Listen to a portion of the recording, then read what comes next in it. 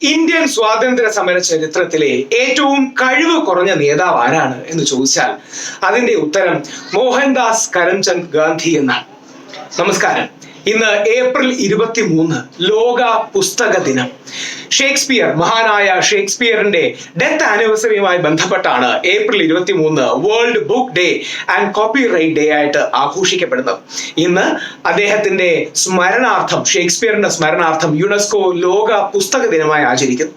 ആ പുസ്തക ദിനത്തിൽ നമ്മുടെ സ്വാതന്ത്ര്യ സമരത്തിലെയും ഇന്ത്യ ചരിത്രത്തിലെയും ഏറ്റവും പ്രിയപ്പെട്ട ഒരു പുസ്തകം നിങ്ങൾക്ക് മുമ്പിൽ ഇൻട്രൊഡ്യൂസ് ചെയ്യാൻ ആഗ്രഹിക്കുന്നു. നമ്മളെല്ലാം ചെറുതായിരുന്നപ്പോൾ വായിച്ചിട്ടുള്ള, ഒരുപക്ഷെ സ്കൂളിലൊക്കെ നമുക്ക് ഫ്രീ ആയി ലഭിച്ചിട്ടുണ്ടാകാൻ സാധ്യതയുള്ള ഒരു പുസ്തകമാണ് മഹാത്മാഗാന്ധിയുടെ, MK ഗാന്ധിയുടെ മൈ എക്സ്പെരിമെന്റ്സ് വിത്ത് ട്രൂത്ത്, എന്റെ സത്യാന്വേഷണ പരീക്ഷണങ്ങൾ.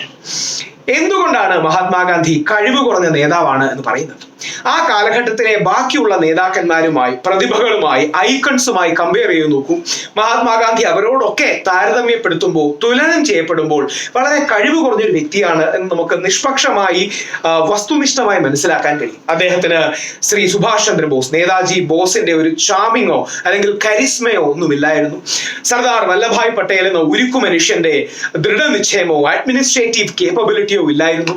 പണ്ഡിറ്റ് നെഹ്റുവിന്റെ അപാരമായ അറിവോ എഴുത്തിന്റെ ശൈലിയോ പ്രഭാഷണ ചാതുര്യമോ ഒന്നുമില്ലായിരുന്നു.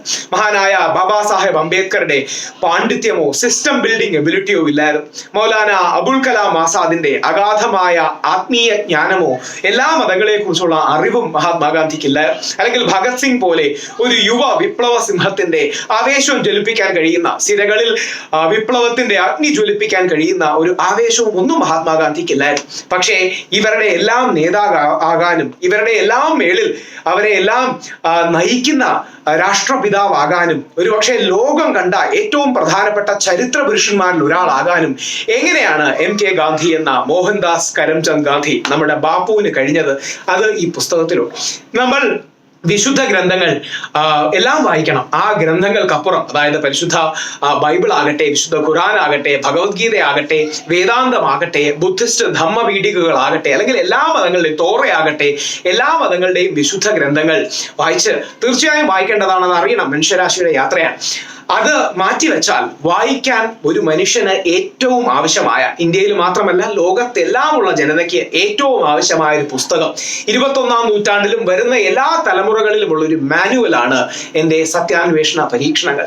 നമ്മളെ പോലെ സാധാരണയിൽ സാധാരണക്കാരായ ഒരു മനുഷ്യൻ, 5 അടി 4 ഇഞ്ച് മാത്രം പൊക്കമുള്ള സാധാരണക്കാരനായ ഒരു മനുഷ്യൻ, ഒരു പക്ഷേ സ്വാതന്ത്ര്യ സമര കാലത്തിലല്ല അദ്ദേഹം ജീവിച്ചിരുന്നെങ്കിൽ ശ്രദ്ധിക്കാൻ പോലുമില്ല, നമ്മൾ വഴി പോകുമ്പോൾ ഒരു ഹെഡ് ടേണിംഗ് ഇഫക്റ്റ് പോലും ഇല്ലാത്തൊരു മനുഷ്യൻ ഈ ലോകത്തിന്റെ നെറുകയിലേക്ക് എങ്ങനെ ഉയർന്നു എന്നും ലോകരാഷ്ട്രങ്ങൾ ഏറ്റവും ആദരവോടെ കാണുന്ന മനുഷ്യനായി എങ്ങനെ മാറിയെന്നും നമുക്കറിയാൻ കഴിയും. ഇന്ന് അമേരിക്ക ഏകദേശം 2 മാസങ്ങൾക്ക് മുമ്പ് മഹാത്മാഗാന്ധിയുടെ ലെഗസി ലോകത്തിലേക്ക് കൂടുതൽ ബോധവൽക്കരിക്കാനായി ഏകദേശം നമ്മുടെ കണക്കിൽ 1000 കോടിയോളം രൂപ മാറ്റിവെക്കുകയുണ്ടായി.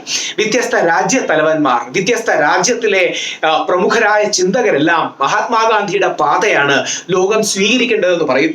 ക്രിസ്ത്യൻ മത പ്രഭാഷകനായ, പാസ്റ്ററായ മാർട്ടിൻ ലൂതർ കിങ് ജൂനിയർ ലോകത്തിൽ കറുത്ത വർഗ്ഗക്കാരുടെ മോചനത്തിന് വേണ്ടി പ്രവർത്തിച്ച വ്യക്തിയാണ്. അദ്ദേഹം പറയുന്നു, യേശുക്രിസ്തുവാണ്, പ്രവാചകനായ യേശുക്രിസ്തുവാണ് തനിക്ക് ലക്ഷ്യം തന്നത്. ആ ലക്ഷ്യത്തിലേക്ക് നടന്നെടുക്കാനുള്ള മാർഗങ്ങൾ തന്നത് ഇന്ത്യയിലുള്ള ഈ മഹാത്മാഗാന്ധി എന്ന വ്യക്തിയാണ്.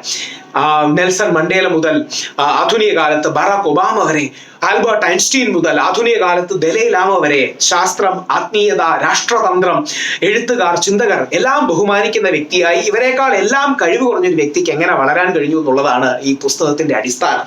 മഹാത്മാഗാന്ധിയുടെ മഹത്വം അദ്ദേഹത്തിന്റെ നോളജ് അല്ല, അദ്ദേഹത്തിന്റെ സ്കില്ലല്ല, പക്ഷെ അദ്ദേഹത്തിന്റെ ഇൻഡോമിറ്റബിൾ വില്ല.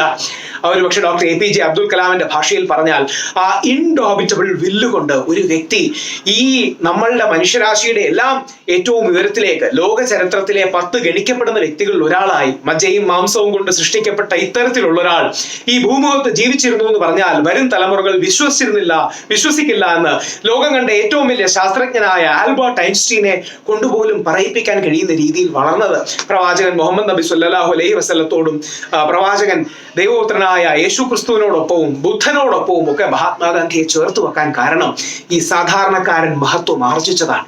ആ രീതിയിൽ നമ്മളെ പോലെ സാധാരണക്കാരനായ ഒരു വ്യക്തിയെ തിരിച്ചറിയാനും ഒരുപാട് തെറ്റുകുറ്റങ്ങളുള്ള, പോരായ്മകളുള്ള, പിഴവുകളുള്ള ഈ മനുഷ്യനെ നമ്മളെ തിരിച്ചറിയാൻ, നമ്മുടെ രാഷ്ട്രപിതാവിനെ, ഇന്ത്യ ലോകത്തിന് നൽകിയ വിശ്വഗുരുവിനെ തിരിച്ചറിയാൻ ഈ പുസ്തകം വായിക്കണം. ലോക പുസ്തക ദിനത്തിൽ സ്കൂളിൽ പഠിച്ചു വെച്ച പരീക്ഷകൾ എഴുതാനോ അല്ലെങ്കിൽ സെമി ഫിക്ഷൻ രീതിയിലോ അതിശയോക്തിവൽക്കരിക്കപ്പെട്ട, ബിംബവൽക്കരിക്കപ്പെട്ട, വിഗ്രഹവൽക്കരിക്കപ്പെട്ട ഗാന്ധിജി അല്ല.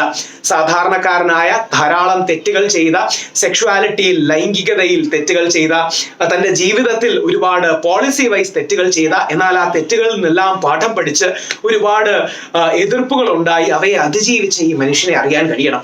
മഹാത്മാഗാന്ധിയെ കുറിച്ച് പറയുമ്പോൾ ഏറ്റവും ഓർമ്മ വരുന്ന കാര്യങ്ങളിൽ ഒന്ന് ലോർഡ് മൗണ്ട് ബാറ്റൺ. അദ്ദേഹത്തിന്റെ ഏറ്റവും കൂടുതൽ എതിർത്തിരുന്ന മൗണ്ട് ബാറ്റൺ പോലും മഹാത്മാഗാന്ധി നമ്മുടെ 1947 10 ലക്ഷത്തോളം ആൾക്കാർ കൊല്ലപ്പെട്ട വിഭജനം, പഞ്ചാബിലും ബംഗാളിലുമാണ് ഏറ്റവും കൂടുതൽ വിഭജനം ഉണ്ടായത്. 10 ലക്ഷത്തോളം ആൾക്കാർ മരിച്ചു എന്ന് കണക്ക് പറയുന്നു. അങ്ങനെ മഹാത്മാഗാന്ധി സ്വാതന്ത്ര്യം നമ്മൾ ആഘോഷിച്ചപ്പോൾ വെസ്റ്റ് ബംഗാളിലെ നവഖാലിയിലായിരുന്നു. അവിടുത്തെ കൂട്ടക്കൊലയും കലാപവും അവസാനിപ്പിക്കാൻ മഹാത്മാഗാന്ധി പോയി. കൽക്കട്ട മിറക്കിൾ എന്നറിയപ്പെടുന്ന ഈ സംഭവത്തെ കുറിച്ച് മൗണ്ട് ബാറ്റൺ പറഞ്ഞു, പഞ്ചാബിൽ 55,000 തോക്കേന്തിയ സൈനികരുണ്ടായിരുന്നു, എന്നിട്ടും പഞ്ചാബിൽ സമാധാനം കൊണ്ടുവരാൻ നമുക്ക് കഴിഞ്ഞില്ല. മഹാത്മാഗാന്ധി, നിങ്ങൾക്ക് ഞാൻ പ്രണാമം അർപ്പിക്കുന്നു. ഒറ്റയാൾ പട്ടാളമായി ബംഗാളിലേക്ക് നിങ്ങൾക്ക് സമാധാനം കൊണ്ടുവരാൻ കഴിഞ്ഞു.